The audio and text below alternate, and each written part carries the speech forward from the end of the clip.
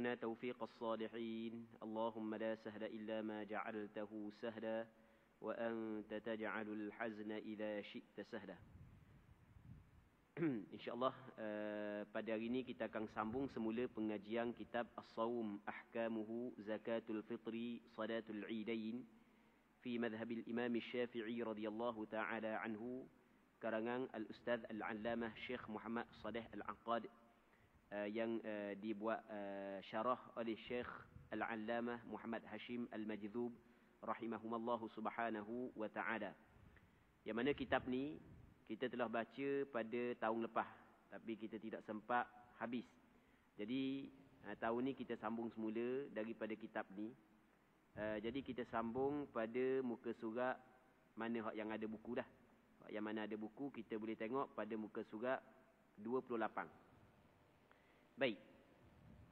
Jadi kata pengarang rahimahullah subhanahu wa ta'ala, kitab ni teks araah, tidak ada terjemahan, cuma kita akan terjemah. Babul judi wa fi'lil ma'rufi wal ikthari minal khairi fi syahri Ramadan wa ziyadati min dhalika fil ashril awakhir minhu. Maksudnya bab pada membincangkan tentang sifat pemurah dan melakukan kebaikan, memperbanyakkan kebaikan pada bulan Ramadan dan menambah perkara tersebut pada 10 yang akhir daripada bulan Ramadan. Baik. Jadi bab yang kita akan bincang ni adalah bab tentang sifat pemurah.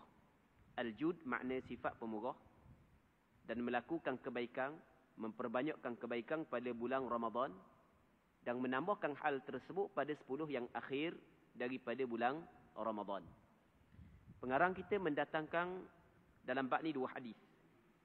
Yang pertamanya hadis an Ibn Abbas radhiyallahu anhuma qala كان رسول الله صلى الله عليه وسلم أجود الناس وكان أجود ما يكون في رمضان حين يلقاه جبريل وكان جبريل يلقاه في كل ليلة من رمضان فيدارسه القرآن فلا رسول الله صلى الله عليه وسلم حين يلقاه جبريل أجود بالخير من الريح المرسلة رواه البخاري. Maksudnya daripada Abdullah bin Abbas radhiyallahu taala anhuma, katanya Nabi sallallahu alaihi wasallam adalah manusia yang paling pemurah. Tidak ada seorang pun yang lebih pemurah berbanding dengan Nabi sallallahu alaihi wasallam. Dan kalau kita tengok dalam sirah, Nabi sallallahu alaihi wasallam adalah seorang yang cukup-cukup pemurah. Kita ambil dua contoh. Satunya adalah satu ketika ada seorang perempuan mari jumpa dengan Rasulullah. Dia khabar kepada Rasulullah, ni hamba jahit pakaian ni nak bagi hadiah kepada Rasulullah. Dia pakaian di zaman Rasulullah sallallahu alaihi wasallam dia berbeza dengan pakaian di zaman kita. Pakaian di zaman kita tak ada harga. Pakaian di zaman kita tak ada harga. Tak ada lagi kita bunyi orang rebut balah anak beranak sebab rebut pakaian si mati. Kalau misalnya kereta memang orang rebut. Tanah orang rebut, pitih orang rebut. Bab pakaian ikut nak pergi mana pun tak apa. Tak ada orang rebut bab pakaian. Sebab terlalu banyak pakaian di zaman kita. Terlalu banyak. Di zaman Rasulullah sallallahu alaihi wasallam antara benda yang berharga adalah pakaian. Sebab itulah kita dapati ada sebahagian daripada sahabat Rasulullah pakaian dia kongsi dengan isteri dia. Dia tak ada pakaian. Begitu juga Nabi SAW tidak mempunyai pakaian yang banyak seperti pakaian yang kita miliki pada hari ini. Ada seorang perempuan saat itu dijahit pakaian, dia hadiahkan kepada Rasulullah SAW. Maka Rasul terima. Rasul pun pakai. Kali pertama pakai, ada seorang sahabat tengok, oh Rasulullah, wih pakai aku pakaian ni. Ketika Rasul pakai pakaian baru, tiba-tiba diminta. Dan Rasulullah dalam beberapa riwayat menyebut la yaruddu sa'ilah, tidak pernah menolak orang yang meminta. Begitu akhlak Rasulullah. Siapa pun meminta daripada Rasul, pasti Rasul akan bagi. Itu sifat pemurah Nabi sallallahu alaihi wasallam. Jadi Rasul pun balik, Rasul lipat-lipat atau kepada dia. Sahabat-sahabat yang lain yang mengetahui cerita tersebut, kalau cakap kita gak belebel lah kepada orang lelaki tu, kepada sahabat yang minta dengan Rasulullah. Kerana mutahudah Rasulullah tidak pernah menolak orang yang minta, tiba minta juga benda yang Rasulullah pakai, orang baru bagi. Maka sahabat tersebut kata, bahawa aku minta ni bukan kerana benda, aku nak jadikan apa hak yang Rasulullah pernah pakai ni sebagai kain kafan aku. Okey. Itu cerita yang pertama. Sebenarnya banyak lagi cerita. Cerita yang kedua, ketika ada seorang Arab, bukan orang Islam. Baik. Dia mari jumpa dengan Nabi sallallahu alaihi wasallam. Kaum dia tidak lagi memeluk Islam ketika tu. Dia jumpa dengan Rasulullah sallallahu alaihi wasallam, dia minta kambing penuh di antara dua lereng bukit. Oh, ni bukan sikit kalau kambing penuh di antara dua lereng bukit ni, bukan 100-200 ekor. Bukan 100-200 ekor. Dia minta dengan Rasulullah bagi belaka. Dia balik kampung, dia kata, pakak peluk Islam, pakak memeluk Islam. Sebab Muhammad dia beri pemberian yang orang yang tidak sedikit pun takut kepada kefakiran dan kesusahan. Sebab itulah kita kena tahu bahawasanya mana-mana cerita ataupun riwayat mengatakan Rasulullah adalah miskin, sebenarnya riwayat tersebut tidak sahih. Rasulullah sebenarnya adalah orang yang mempunyai harta yang banyak. Kalau tidak, bagaimana Rasulullah nak menjadi orang yang paling pemurah? Kita antara hadis yang biasa kita dengar, mungkin sebahagian daripada orang hafal, adalah Allahumma ahyini miskina wa amitni miskina wahsyurni fi zumratil masakin. Ya Allah, hiduplah aku dalam keadaan miskin dan mati aku dalam keadaan miskin, dan himpunkanlah aku bersama dengan orang miskin. Hadis ini bukan hadis sahih, hadis ini adalah hadis dhaif. Semua hadis yang menyatakan, cerita yang menyatakan Rasul miskin, semuanya itu adalah tidak sahih, itu adalah dhaif. Baik. Jadi Rasulullah adalah orang yang mempunyai harta, tetapi adalah orang yang cukup pemurah. Dan ada cerita-cerita yang lain ketika puak Ansar minta daripada Rasul bagi, minta bagi sampai ke habis apa yang dimiliki oleh Nabi sallallahu alaihi wasallam. Ini di antara sifat yang ada pada para nabi, termasuklah Nabi Muhammad sallallahu alaihi wasallam, seorang yang cukup pemurah. Sehingga kan Abdullah bin Abbas, sepupu Nabi sallallahu alaihi wasallam, menyebut Rasulullah adalah orang yang cukup pemurah. Lepas tu dalam hadis ni menyebut wa kana ajwada ma yakunu fi Ramadan hina yalqahu Jibril. Sifat pemurah Nabi sallallahu alaihi wasallam lebih terserlah. Lebih lagi pemurah. Kalau waktu-waktu lain pemurah dah. Tetapi lebih lagi pemurah sifat Nabi sallallahu alaihi wasallam pada bulan Ramadan ketika Rasulullah berjumpa dengan malaikat Jibril. Wa kana Jibrilu yalqahu fi kulli lailatin min Ramadan. Pada bulan Ramadan setiap malam malaikat Jibril bagi jumpa dengan Nabi sallallahu alaihi wasallam. Fayudarisuhul Quran. Malaikat Jibril bertadarus dengan Rasulullah sallallahu alaihi wasallam Al-Quran. Jadi malaikat Jibril membaca Al-Quran, Rasul dengar. Supaya Rasulullah sallallahu alaihi wasallam ingat Al-Quran tersebut pada setiap malam daripada bulan Ramadan. Setiap kali malaikat Jibril berjumpa dengan Rasulullah, maka semakin pemurah Nabi sallallahu alaihi wasallam.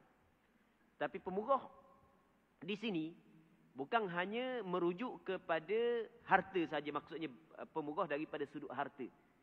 Bahkan daripada segala perkara. Pemurah dari sudut harta, daripada sudut perbuatan, daripada sudut perkataan.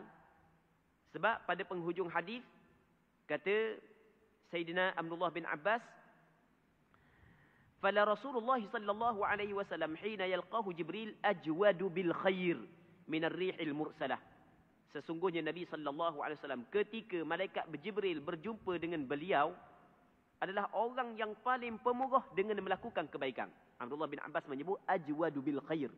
Perkataan khair dia lebih umum daripada harta. Harta tu jelas dosa. Begitu juga perkataan Rasulullah, begitu juga perbuatan Rasulullah sallallahu alaihi wasallam. Dan lepas daripada ni kita akan baca satu hadis yang mana hadis ni dicerita oleh Aisyah. Pada 10 malam akhir Rasulullah menghidupkan malam tersebut. Dengan maksud dia tidak tidur setelah lepas daripada Isyak sampai ke rapat subuh. Itu pemurah daripada sudut perbuatan kepada Allah Subhanahu wa taala. Begitu juga daripada sudut perkataan. daripada sudut harta benda, tenaga. Nabi sallallahu alaihi wasallam orang yang cukup pemurah. Rasulullah sallallahu alaihi wasallam ketika malaikat Jibril bertemu dengan dia adalah orang yang lebih pemurah dengan melakukan segala bentuk kebaikan daripada angin yang bertiup. Angin yang bertiup membawa rahmah. Angin yang bertiup diambil manfaat oleh semua. Kita kalau angin mari, bukan satu sudut je kena, bahkan semua kena belaka. Maksudnya, pemurah Nabi sallallahu alaihi wasallam pada bulan Ramadan dirasai oleh semua orang. Dapat manfaat belaka. Itu sikap Nabi sallallahu alaihi wasallam. Okey, itu maksud daripada hadis. Maka daripada hadis ni ulama mengambil beberapa faedah. Antaranya sebenarnya banyak. Cuma kita akan mengeluarkan beberapa faedah daripada hadis ni. Yang pertama sekali adalah di antara perkara yang dituntut, yang menjadi sunnah muakkadah pada bulan Ramadan adalah bersedekah. Kerana Nabi sallallahu alaihi wasallam lebih lagi melakukan kebaikan pada bulan Ramadan. Sama ada sedekah dengan harta, ataupun sedekah dengan tenaga, ataupun pandangan, idea dan seumpamanya. Kalau kita dengan tenaga, sebagai contoh, kalau pada bukan bulan Ramadan, tolong sikit-sikit isteri di rumah. Manakala pada bulan Ramadan, kita tolong lebih lagi. Baik, ini sebagai contoh. Dan kadang-kadang ada sebahagian daripada kita, orang lelaki lah, pada bulan Ramadan tak cara pun, selain daripada bulan Ramadan tak cara pun kepada urusang bini, duk buat kerja di rumah apa semua sekali. Baik, jadi pada bulan Ramadan kita cuba ubah. Jadi balik di rumah, kalau masa lepas daripada balik kerja, tengok bini duduk susah, siap makanan untuk buka puasa, kita tolong sekali. Kita tolong sekali. Bukan balik tidur, nanti sampai masa siap makanan baru makan. Tunggu siap makanan, suruh bini gerak, baru tak cara sikit pun. Lepas daripada makan tu, tolong bini pula tolong basuh tangan. Baik, jadi pinggang tak situ, tak cara pun nak kemah pinggang. Bukan benda tu sebenarnya, benda tu bukanlah siapa ke berdosa. Kalau sekiranya isteri kita rela, tak ada masalah pun. Cuma, apa yang dituntut kepada kita adalah mesti kita kena bersikap pemurah daripada sudut tenaga. Ini sebagai contoh pada bulan Ramadan.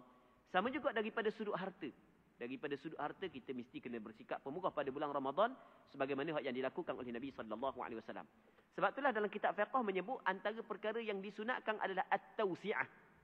At-tausi'ah maksudnya at-tausi'ah 'alal 'iyal. Maksudnya kita meluaskan perbelanjaan kepada keluarga kita. Jadi kalau bulan selain daripada bulan Ramadan, ikan layang je kita beli, tiap-tiap hari layang, kembung, lolong, lepas tu hak murah-murah je. Jadi kalau bulan Ramadan tukar bahan tergigi, hari pertama, hari kedua ikan merah. Jadi itu contoh.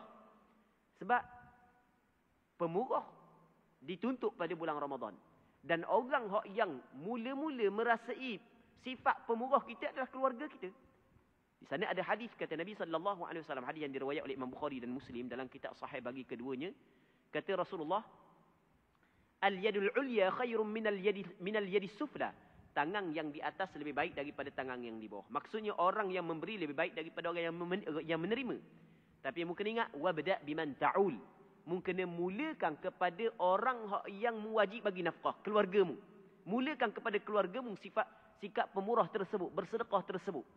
Lepas daripada keluarga, hak yang wajib kita kena bagi nafkah, barulah kepada keluarga kita, hak yang bukan di bawah tanggungan kita, lepas tu jirang, tetangga, orang-orang susah.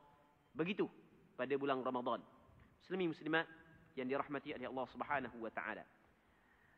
Dan daripada hadis ni kita dapat mengambil faedahnya pula. Antara faedah yang kita dapat ambil daripada hadis ni adalah Nabi sallallahu alaihi wasallam pada bulan Ramadan Rasul akan duduk bersama dengan Jibril. Ini menunjukkan kepada kita pada bulan Ramadan lebih baik lagi dituntut kita duduk dalam majlis-majlis yang baik. Antaranya majlis ilmu. Antaranya majlis ilmu, jadi kita duduk dalam majlis ilmu. Majlis ilmu dia akan mendatangkan rahmat. Tengok Nabi sallallahu alaihi wasallam dalam bulan Ramadan dia akan duduk dalam satu majlis bersama dengan guru dia, iaitu malaikat Jibril. Maka pada bulan Ramadan lebih lagi kita tingkatkan untuk meletakkan diri kita dalam tempat-tempat yang baik. Termasuklah majlis ilmu, majlis tadarus Al-Quran. Ada sebahagian daripada masjid lepas daripada sembahyang tarawih, Buat majlis tadarus Quran pula. Okey, duduk dalam majlis tersebut. Baik. Tapi kita ni kalau buat kebaikan ni, Allah Rabbi, dia penuh. Diri dikelubungi dengan sikap malas. Berat dalam bab kebaikan. Maka perlu kita kena mujahadah. Lawang diri kita. Allah Subhanahu wa taala berfirman dalam Al-Quranul Karim, "Walladzina jahadu fina lanahdiyannahum subulana."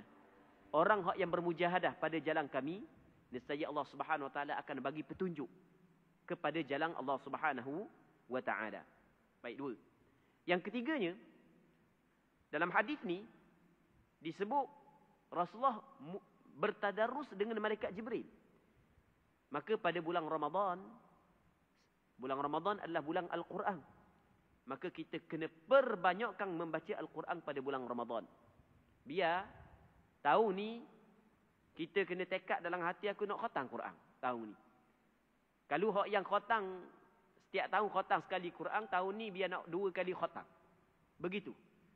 Ataupun kalau sekali khatam pun tak apa, patut hak sebelum ni hanya ingat surah-surah hak pendek aja. Jadi tahun ni aku nak ingat beberapa surah hak panjang sikit. Berapa surah hak yang panjang sikit. Ada kala orang kita ni hanya ingat surah-surah pendek aja. Okey, kan Quran kalam Allah yang mulia, maka pastinya mulia orang yang meletakkan Al-Quran di dalam dadanya. Jadi tahun ni aku nak ngapa 3 surah. Tahun depan pula 4 surah. Sebagai contoh, ada tekad dalam hati. Orang yang khatam Al-Quran setahun biasa sekali dalam sepanjang Ramadan, tahun ni biar 2 kali. Kalau hak yang ngapa dah 3 surah sekali setiap bulan, pada bulan Ramadan tahun lepas, tahun ni tambah sikit. Baik. Dan beginilah hak yang dituntut oleh syarak. Baik. Seterusnya katanya, wa an Aisyah radhiyallahu anha qalat, kana Rasulullah sallallahu alaihi wasallam idza dakhala al-'ashr ahya al-lail wa ayqadha ahlihi wa shadda al-mi'zar. Muttafaqun alaih, wa hadha lafdhu riwayat Muslim. Daripada Aisyah radhiyallahu taala anha katanya, Nabi sallallahu alaihi wasallam apabila masuk 10 akhir daripada bulan Ramadan, kita tak masuk lagi sebab kita awal Ramadan, 10 akhir, maka Rasul akan menghidupkan malang-malang tersebut. Maksud menghidupkan malang dia, tak tidur langsung. Start daripada lepas Isyak sampai rapat subuh. Tu cakap kita. Allah, hebatnya. Dan benda inilah yang dilakukan oleh para sahabat dan tabi'in yang datang. Jadi apabila mereka melihat begitu bersungguhnya Nabi sallallahu alaihi wasallam pada bulan Ramadan dalam melaksanakan ibadat, melaksanakan qiyamul lail, maka para sahabat dan tabi'in yang datang selepas daripada sahabat melakukan perkara sama.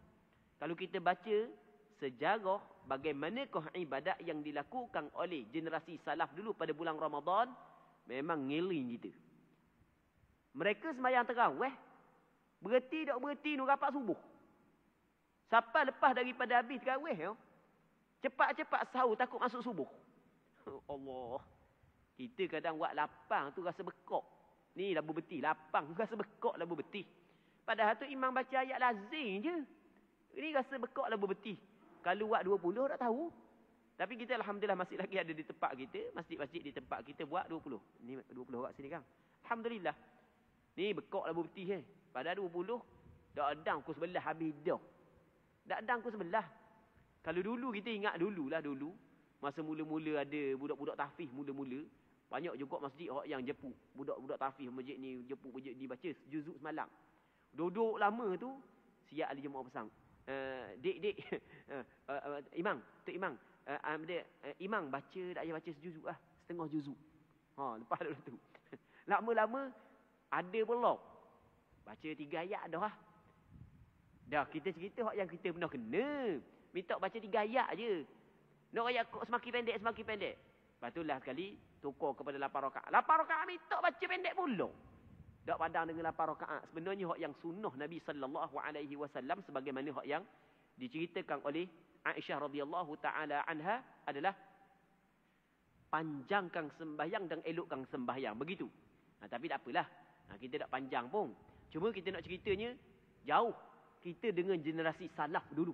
dalam melaksanakan ibadat pada bulan Ramadan. Mereka dididik oleh Nabi sallallahu alaihi wasallam dalam melaksanakan ibadat pada bulan Ramadan. Akhirnya kita dapati mereka dalam bulan Ramadan mereka ambil berat sungguh pada siang berpuasa, pada malam menghidupkan malam tersebut dengan ibadat-ibadat, sembahyang, berzikir, beristighfar, membaca Al-Quran dan ibadat-ibadat yang lain. Baik, Rasulullah pada apabila masuk 10 akhir daripada bulan Ramadan, Rasulullah menghidupkan malam 10 hari. Lepas tu wa aiqadha ahlah, dan Rasulullah sallallahu alaihi wasallam mengejutkan keluarga dia, isteri-isteri dia bangun sama. Dan ni hak yang dituntut dalam agama kita.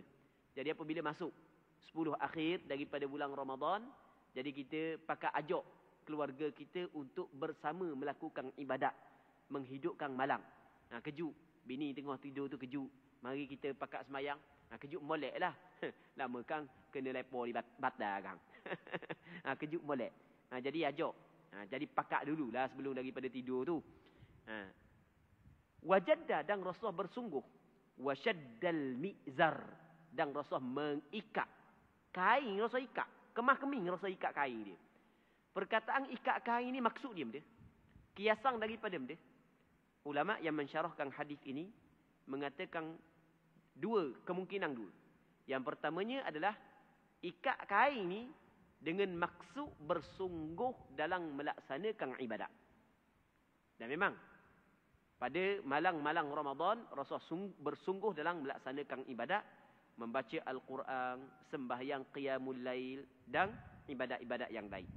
Dan ada sebahagian daripada ulama ketika mensyarahkan hadis ini, dia kata bagaimana syaddal mi'zar, maksudnya adalah kiasan daripada menjauhi perempuan, menjauhi isteri, ikat kemah kain, dak cara dah ke bini pada 10 hari. 10 hari Ramadan dak cara dah ke bini. Maksudnya duk tumpu kepada ibadat. Beriktikaf dalam masjid, tidur dalam masjid, iktikaf dalam masjid. Baik. Itu maksud dia. Hadis ini dikeluarkan oleh Imam Bukhari dalam kitab Sahih bagi keduanya. Begitu juga dikeluarkan oleh Imam Muslim. Dan lafaz hadis ini adalah lafaz riwayat Muslim. Okey, kita masuk dalam bab baru, iaitu babun nahyi an taqaddumi ramadana bi shaumin ba'da nisfi sya'ban illa liman wasalahu bima qablah aw wafaqa 'adatan lahu bi an kana 'adatahu shaumul itsnain wal khamis mathalan fawafaqah. Maksudnya bab larangan mendahulukan Ramadan dengan mengerjakan ibadat puasa setelah daripada masuk separuh daripada bulan Sya'ban. Baik, ni hak lepas dah lepas dah. Tak apalah kita tahu hukum untuk akan datang pula. Melainkan barulah tidak dilarang kepada mereka yang menyambung puasa selepas daripada separuh yang kedua daripada bulan Sya'ban dengan sebelum daripada bulan Sya'ban. Itu tidak dilarang. Kita apabila masuk bulan Sya'ban, tak apa lagi, boleh lagi kita puasa. Masuk separuh yang kedua, maksudnya 16 Sya'ban, maka dilarang kita berpuasa. Nanti kita akan tengok hadis yang akan disebut oleh pengarang kita, iaitu Rasulullah sallallahu alaihi wasallam melarang kita berpuasa apabila masuknya separuh yang kedua daripada bulan Sya'ban. 16 Sya'ban tak boleh dah puasa. Puasa sunat. Melainkan kalau orang yang sambung di antara separuh yang pertama dengan separuh yang kedua. Di separuh yang kedua ni start daripada 16 Sya'ban. Jadi kalau 15 Sya'ban dia puasa, maka dia boleh puasa 16, boleh puasa 17, boleh puasa 18, boleh puasa 19, boleh puasa berikutnya. Tapi kalau dia tidak puasa pada 15, maka tidak boleh puasa 16. Melainkan kalau dia ni telah ada adat. Maksudnya dia puasa Isnin Khamis, maka selepas daripada masuk separuh yang kedua daripada bulan Sya'ban, boleh dia puasa Isnin Khamis. Begitu juga orang yang puasa Nabi Allah Daud selang-seli, maka apabila masuk separuh yang kedua daripada bulan Sya'ban, masih lagi dia boleh puasa. Dan begitu juga apa yang disebut oleh ulama-ulama fiqh, orang yang masih lagi berbaki qada dia, ataupun ada puasa kafarah, ada puasa nazar, maka dia boleh berpuasa selepas daripada masuk separuh yang kedua daripada bulan Sya'ban. Baik. Katanya an Abi Hurairah radhiyallahu anhu 'anil Nabi sallallahu alaihi wasallam qala la yataqaddamanna ahadukum ramadana bi shaumi yawmin aw yawmayn إلا أن يكون رجل كان يصوم صومه فليصم ذلك اليوم متفق عليه وهذا لفظ رواية البخاري. Daripada Abi Hurairah radhiyallahu taala anhu, daripada Nabi sallallahu alaihi wasallam telah bersabda ia, jangan seorang di kalangan kamu mendahulukan Ramadan dengan berpuasa sehari sebelumnya ataupun 2 hari. Jadi bulan Ramadan jangan dia puasa sehari sebelum ataupun 2 hari sebelum. Contoh kita baru ni Ramadan di tempat kita pada hari Ahad kan. Ramadan di tempat kita pada hari Ahad sebab ada setengah negara hari Sabtu. Okey, kita di tempat kita hari Ahad. Dia banyak juga benda negara-negara yang berpuasa pada hari Sabtu. Kita di tempat kita hari Ahad, Jordan hari Ahad, ada beberapa negara hari Ahad. Baik. Jadi kita puasa, apabila tempat kita puasa hari Ahad, maka wajib kita kena puasa hari Ahad. Tak boleh kita nak ikut negara lain. Kita duduk di tempat kita di Malaysia ni, ikut Malaysia lah, apa nak ikut tempat lain. Dan Mekah puasa hari Sabtu, bahkan hari Sabtu tak boleh. Kita duduk tempat mana? Duduk Mekah tak apalah. Ni kita duduk Malaysia kan. Jadi tempat kita puasa hari Ahad. Okey, kita mula puasa hari Ahad. Sehari sebelum hari Sabtu. 2 hari sebelum hari Jumaat dengan Sabtu. Maka kata Rasulullah, jangan seorang di kalangan kamu. Jangan ni larangan. Kalau buat, dosa. Kalau buat juga, haram serta tidak sah. Jangan seorang di kalangan kamu berpuasa sehari sebelum daripada Ramadan ataupun 2 hari sebelum daripada Ramadan. Tengok Rasulullah larang. Melainkan Rasulullah sallallahu alaihi wasallam memberi pengecualian. Melainkan seorang lelaki yang telah biasa melakukan ibadat puasa. Dia ada dah adat dia. Isnin kami ataupun puasa hari selang sehari puasa Nabi Allah Daud. Maka kata Rasul, kalau orang tu begitu keadaannya, hendaklah dia puasa pada hari tersebut, iaitu sehari sebelum daripada Ramadan ataupun 2 hari sebelum daripada Ramadan. Boleh dia berpuasa. Maka berpandukan kepada hadis ini, kata ulama, sehari sebelum Ramadan, 2 hari sebelum daripada Ramadan, haram kita puasa. Cuma dalam hadis ni Rasul mengecualikan orang yang tertentu, iaitu orang yang telah mempunyai adat kebiasaan. Maka kata ulama, orang yang mempunyai adat kebiasaan dibolehkan dia berpuasa pada hari tersebut. Maka sama juga orang yang mempunyai qada. Ramadan yang sebelum daripada ni masih lagi berbaki, maka dia boleh qada pada sehari sebelum dan 2 hari sebelum daripada Ramadan. Baik. Seterusnya, katanya wa'an ibn Abbas radhiyallahu anhuma, qala Rasulullah sallallahu alaihi wasallam, la tasumu qabla Ramadan, sumu li ru'yatihi wa afṭiru li ru'yatihi, fa in halat dunahu ghayayatun fa akmilu 30 yawma. Rawahu at-Tirmidzi wa qala hadithun hasan sahih wal ghayayatu as-sahabah. Daripada Abdullah bin Abbas radhiyallahu anhuma katanya, Rasulullah sallallahu alaihi wasallam bersabda, jangan kamu berpuasa sebelum daripada Ramadan. Jangan kamu puasa sebelum daripada Ramadan untuk menyambut Ramadan. Jangan. Baik. Sumu li ru'yati, hendaklah kamu berpuasa kerana waktu melihat anak bulan. Jadi apabila mu nampak anak bulan, wajib mu kena berpuasa. Wa afṭiru li ru'yati, dan hendaklah kamu berhari raya waktu melihat anak bulan. Dia kita bulan Islam di antara 29 dan 30. Dia tidak sama dengan bulan Masihi, bulan miladi. Kita bulan Islam di antara 29 dan 30. Kadang-kadang 29, kadang-kadang 30. Kita sebelum daripada bulan Ramadan, bulan Sya'ban. Bulan Sya'ban mungkin 29, mungkin 30. Dan pada malam yang ke-30 daripada bulan Sya'ban, kita tengok anak bulan. Kalau kita nampak anak bulan, jadi bermakna bulan Sya'ban 29 hari. Esok adalah 1 Ramadan. Wajib kita kena berpuasa. Kata Rasulullah, sumu li ru'yati. Puasalah waktu melihat anak bulan. Tetapi kata Nabi sallallahu alaihi wasallam, kalau sekiranya menghalang di antara anak bulan dan mung oleh awang, awang menutupi anak bulan, mu tak nampak anak bulan, maka ketika itu sempurnakan bulan Sya'ban sebanyak 30 hari.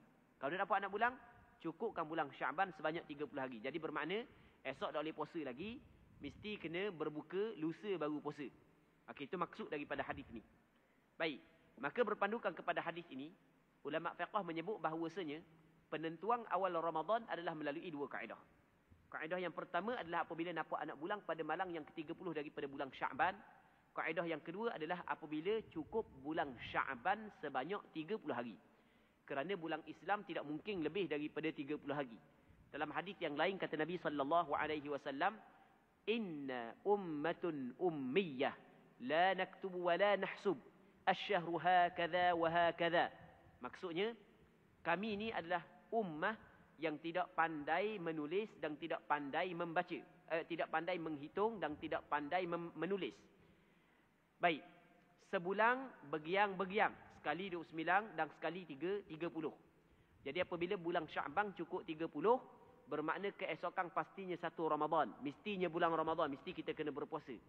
Ataupun kalau kita nampak anak bulan pada malam yang ke-30 daripada bulan Syaban, jadi bermakna 29 Syaban, hari ke-30 saat itu adalah 1 Ramadan. Baik. Seterusnya katanya, wa an Abi Hurairah radhiyallahu anhu qala Rasulullah sallallahu alaihi wasallam, "Idza baqiya nisfun min Sya'ban fala tasumu." Rawahu At-Tirmidzi wa qala haditsun hasan sahih. Daripada Abi Hurairah radhiyallahu taala anhu katanya, Rasulullah sallallahu alaihi wasallam bersabda, apabila masuk separuh daripada bulan Ramadan, jangan kamu berpuasa. Apabila masuk separuh daripada bulan Syaban, maka jangan kamu puasa. Maksudnya masuk 16, jangan kamu puasa. Jadi kita nak start puasa pada hari ke-16 dilarang. Tapi kalau sekiranya kita puasa sebelum daripada hari 16, maka boleh kita sambung dengan hari 16 kerana kita bukanlah mula start puasa sunat pada hari yang ke-16 sebagaimana yang kita sebut tadi.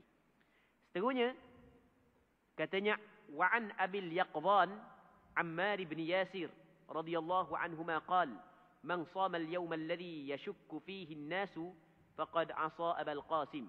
Rawahu At-Tirmidzi wa qala hadithun hasanun sahih.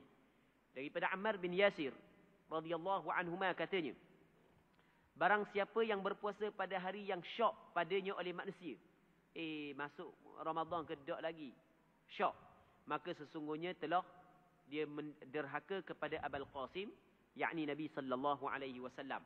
Di Abul Qasim adalah kunyah kepada Rasulullah, panggilan Rasulullah. Muhammad nama dia, Ahmad nama dia, dan antara panggilan Rasulullah adalah Abul Qasim, bapa kepada Qasim. Dia orang Arab ni, dia ada kunyah. Kunyah ni adalah panggilan yang dimulakan dengan lafaz ayah ataupun ibu. Rasulullah kunyah dia adalah Abul Qasim. Baik, nama dia adalah Muhammad Ahmad.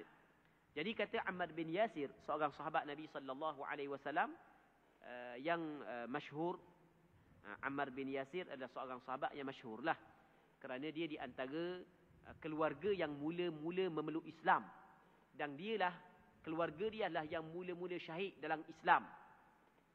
Dia Ammar anak kepada Yasir. Mak dia nama Sumayyah. Sumayyah ni adalah hamba abdi yang dimiliki oleh Bani Makhzum. Bani Makhzum mengahwinkan Sumayyah dengan Yasir, maka dapat anak Ammar. Ammar pun hamba tapi dimerdekakan oleh Bani Makhzum. Ketika mereka mendengar dakwah kepada mentauhidkan Allah, dakwah tauhid yang diajak oleh Nabi sallallahu alaihi wasallam, keluarga ini adalah keluarga yang terawal memeluk Islam. Walaupun dia orang susah, walaupun dia hamba, orang fakir miskin, tapi sedikit pun tidak menghalang untuk dia menerima perkara hak yang benar yang dibawa oleh Nabi sallallahu alaihi wasallam. Ketika keluarga ini memeluk Islam, maka penghulu dia, pemilik dia, keluarga pemilik dia menyeksa keluarga ini. Nabi sallallahu alaihi wasallam juga kena. Maka kata Nabi sallallahu alaihi wasallam kepada keluarga Ammar ni, ketika Rasul melihat mereka diseksa, Rasul kata lagi, sabran ala Yasir fa inna maw'idakumul jannah. Sabarlah wahai keluarga Yasir, sesungguhnya perjanjian untukmu adalah syurga. Rasul janji untuk bagi syurga kepada, ataupun untuk syurga kepada keluarga ni.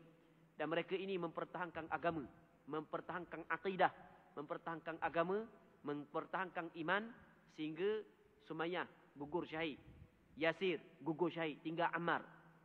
Ammar pula masa apabila berhijrah, dia berhijrah bersama dengan Rasulullah. Satu ketika kata Rasulullah sallallahu alaihi wasallam kepada Ammar, "Waihaka Ammar, taqtulukal fi'atul baghiyah." Kesian kepadamu hai Ammar, mu akan dibunuh oleh kumpulan yang zalim. Dalam peperangan yang berlaku di antara Sayyidina Ali dengan Muawiyah, iaitu dalam peperangan Siffin, ternyata Ammar bin Yasir berada dalam tentera Sayyidina Ali. Dalam peperangan Siffin, Ammar bin Yasir terbunuh. Maka sebahagian daripada sahabat yang bersama dengan Muawiyah meletak senjata kerana melihat bahawasanya tentera Muawiyah tersilap kerana pernah Rasul memberi isyarat bahawasanya Ammar bin Yasir akan dibunuh oleh kumpulan yang zalim. Baik, muslimin muslimat yang dirahmati oleh Allah Subhanahu wa taala. Jadi dalam hadis ni Ammar bin Yasir menyebut bahawasanya sesiapa yang berpuasa pada hari Syok, hari yang ke-30 daripada bulan Syaban, ketika ada ura-ura nampak anak bulan tapi tidak sabit Ramadan, sebagai contoh kita di tempat kita sekarang ni tempat kita puasa hari Ahad, hari Sabtu kita kata tak nampak anak bulan, tapi ada setengah negara kata nampak anak bulan. Okey, maka bermakna hari Sabtu tu panggil hari Syok di tempat kita. Maka haram berpuasa pada hari Syok, berpandukan kepada hadis yang diriwayat daripada Yasir ataupun Ammar bin Yasir yang dikeluarkan oleh Imam Tirmizi, dan Imam Tirmizi menilai hadis ini sebagai hadis hasan lagi sahih. Baik, jadi untuk tengah hari ini kita rasa sini dulu pengajian kita. InsyaAllah kita sambung balik pada minggu-minggu akan datang, dan kita mengharapkan ada manfaatnya dan ada keberkatannya. Semoga Allah Subhanahu wa taala memberkati majlis ilmu yang kita adakan pada tengah hari yang mulia ini. Wallahu Subhanahu wa taala a'la wa a'lam.